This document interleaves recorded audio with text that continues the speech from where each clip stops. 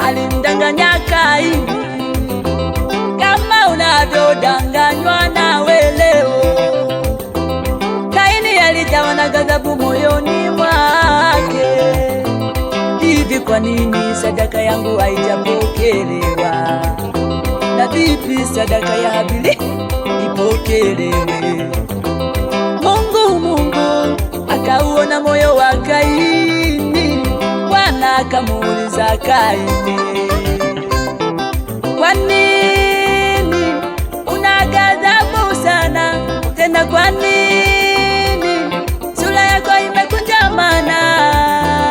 Wewe Kaini we. Lakini Kaini hakuelewa maagizo ya Mungu.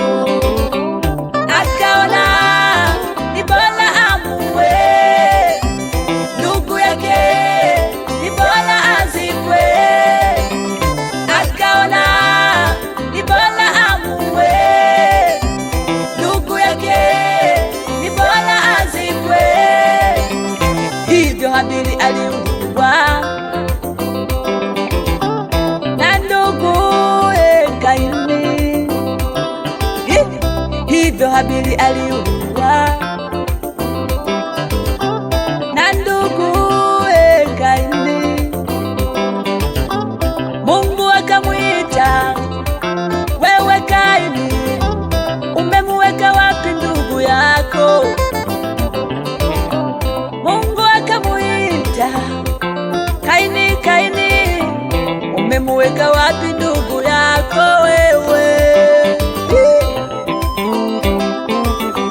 Mungu akauliza, umefanya nini ndugu yako? Maana ndugu yako inanililia toka katika ardhi ya dunia, inanililia.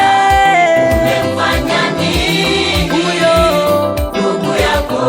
Basi Mungu akamwambia, damu yake tena kwa mikono yako, maana umelaniwa wewe Kaini wewe, ulichokifanya. basi Mungu akamwambia, damu yake tena kwa mikono yako, maana umelaniwa wewe Kaini wewe, ulichokifanya. Umemfanya nini ndugu yako?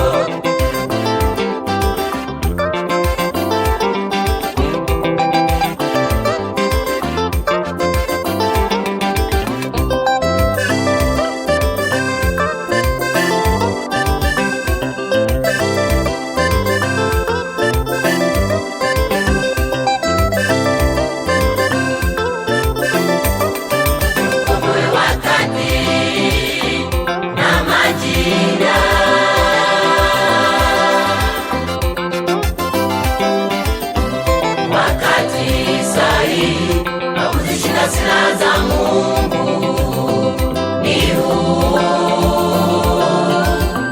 tuzikae, maana kila mmoja kaketi barazani pa Bwana, akitoa hesabu ya matendo yake aliyotenda. Maana kila mmoja kaketi barazani pa Bwana, akitoa hesabu ya matendo yake aliyotenda.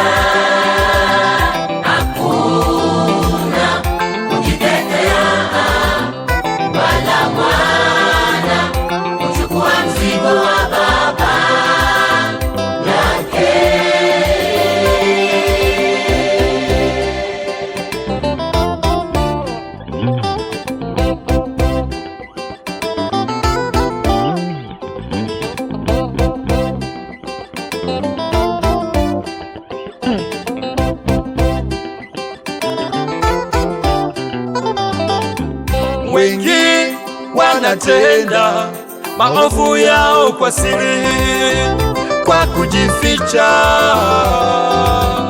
Tuliokoka twaonekana wajinga, tena twapoteza muda. Wamesahau kwamba sisi sasa utambue sisi ni jeshi la Bwana.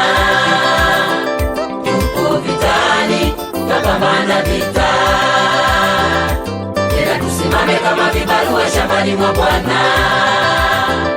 Wenye mavuno atakapokuja kuchukua mavuno yake,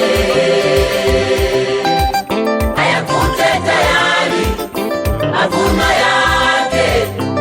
Tusiwe kama Kaini, maana kila mmoja ataketi barazani pa Bwana, akitoa hesabu ya matendo yake aliyotenda.